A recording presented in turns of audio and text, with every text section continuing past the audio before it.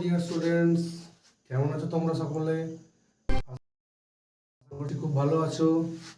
আচ্ছা, আমরা অ্যাডজেক্টিভ শিখছিলাম, তোমাদের নিশ্চয়ই মনে থাকবে আমাদের গত ভিডিওতে আমরা অ্যাডজেক্টিভ পড়েছিলাম।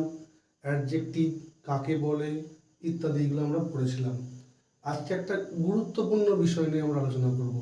এখানে অনেকেই কিন্তু ভুল করে, চলো সেই বিষয়টা দেখা যাক।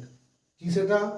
সেটা হচ্ছে অর্ডার অফ অ্যাডজেক্টিভস, অর্থাৎ অ্যাডজেক্টিভের শৃঙ্খলা, অর্থাৎ অ্যাডজেক্টিভের কি ক্রোনোলজি, মানে কোন কোন ক্রোনোলজি মেনটেন করে অ্যাডজেক্টিভ বাক্যে ব্যবহৃত হয়, সেটা কি সেটা একটু দেখা যাক।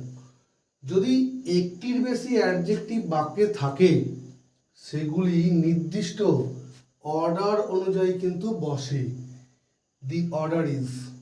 তাহলে যদি একটার বেশি অ্যাডজেক্টিভ বাক্যে থাকে, আমরা জানি একটা সাধারণত অ্যাডজেক্টিভ বাক্যে থাকতে পারে, কিন্তু একাধিকও থাকতে পারে।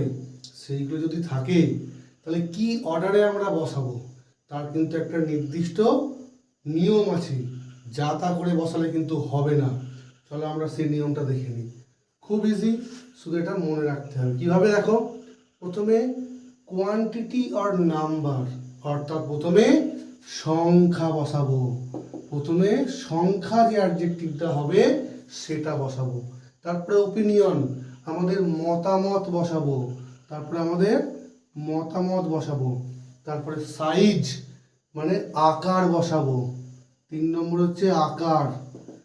তারপরে এজ বয়স, বয়স বোঝাবো বা কত পুরনো এটা বোঝাবো।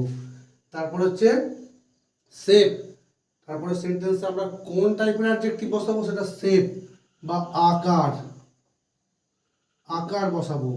এরপর দেখো 6 নম্বরে হচ্ছে কালার, কালার বা হচ্ছে রং বসাবো। তারপরে ন্যাশনালিটি, জাতীয়তা অর অরিজিন অথবা উৎস, জাতীয়তা বসাবো, জাতীয়তা বসাবো। এরপরে মেটেরিয়াল বা হচ্ছে পদার্থ, সেটা বসাবো। তারপরে দেখো লাস্টে আছে কোয়ালিফায়ার অর পারপাস, অর্থাৎ উদ্দেশ্য বোঝাবো। উদ্দেশ্য বসানো হয় বা উদ্দেশ্য লাস্টে কিন্তু বোঝানো হয়।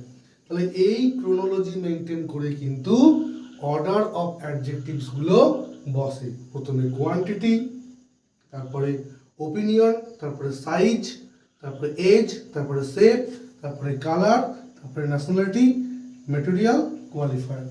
আচ্ছা চলো তাহলে আমরা এইগুলো মেনটেন করেছে একটা সেন্টেন্স এরকম দেখে নিই, তাহলেই কিন্তু খুব ভালো করে আমরা জেনে যাব। আসো দেখা যাক, এই এক্সাম্পলটা একটু ফলো করো। My dad goat 11 good big old square red Spanish rubber sleeping bags for the guest. ঠিক আছে, তাহলে এই যে অ্যাডজেক্টিভগুলো, এখানে এতগুলো অ্যাডজেক্টিভ ব্যবহার করা হয়েছে, সেইগুলো কি কি ক্রোনোলজি মেনটেন করা হয়েছে বা কি কি অর্ডার মেনটেন করা হয়েছে সেটা কিন্তু আমরা দেখে নেব এইটার সঙ্গে আমাদের মিলছে কিনা সেটা দেখো। প্রথমে হচ্ছে গট 11 গুড, গটটা নয়, গটটা ভার্ব, এটা হচ্ছে ভার্ব। তারপরে 11 good big old square red Spanish rubber sleeping bags for the guest, এটা নয়। তাহলে এতগুলো আমরা ব্যবহার করা হয়েছে। দেখো এখানে অনেকগুলো ব্যবহার করা হয়েছে, 1টা 2টো 3টে 4টে 5টা 6টা 7টা 8টা 9টা। স্লিপিং ব্যাগ এটা হচ্ছে নাউন, ঠিক আছে। তাহলে এই 9টাই কিন্তু আমরা পরপর এখানে ব্যবহার করেছি। প্রথমে 11 সংখ্যা, তারপরে গুড মতামত বোঝাচ্ছে, তারপরে বিগ সাইজ বোঝাচ্ছে, তারপরে ওল্ড এজ বোঝাচ্ছে, তারপরে স্কোয়ার শেপ বোঝাচ্ছে, তারপরে রেড এটা রং বোঝাচ্ছে, তারপরে স্প্যানিশ অরিজিন বা ন্যাশনালিটি বোঝাচ্ছে, তারপরে রাবার মেটেরিয়াল বোঝাচ্ছে, আর কোয়ালিফায়ার স্লিপিং। তাহলে এইটা কিন্তু মনে রাখলে, একটা সেন্টেন্স যদি তোমরা মনে রাখতে পারো তাহলে কিন্তু অর্ডার অফ অ্যাডজেক্টিভস তোমরা খুব সহজেই শিখে যাবে। আচ্ছা, সহজে এই অর্ডার অফ অ্যাডজেক্টিভসটা মনে রাখারও একটা কৌশল আছে, সেটা দেখো। এতে যদি প্রথম লেটারগুলো নেওয়া যায় তাহলে দেখো, তাহলে হয়ে যাবে। প্রথমে এন নাম্বার, তারপরে ও, ও মানে হচ্ছে ওপিনিয়ন, তারপরে এস, এস মানে সাইজ, তারপরে এ, এ মানে হচ্ছে এজ, আবার এস, এস মানে শেপ, তারপরে সি, সি মানে কালার, আবার সেকেন্ড টাইম ও, এই ওটা হচ্ছে অরিজিন, তারপরে দেখো মেটেরিয়াল এম, আর লাস্টে হচ্ছে পি, পারপাস। তাহলে এইটা মনে রাখতে পারো, N O S A S C O M P, নো সাস কম্প, এইটা মনে রাখতে পারো। ঠিক আছে, তাহলে কিন্তু তোমাদের এই অর্ডার অফ অ্যাডজেক্ট কিন্তু পুরোটাই মনে থেকে যাবে।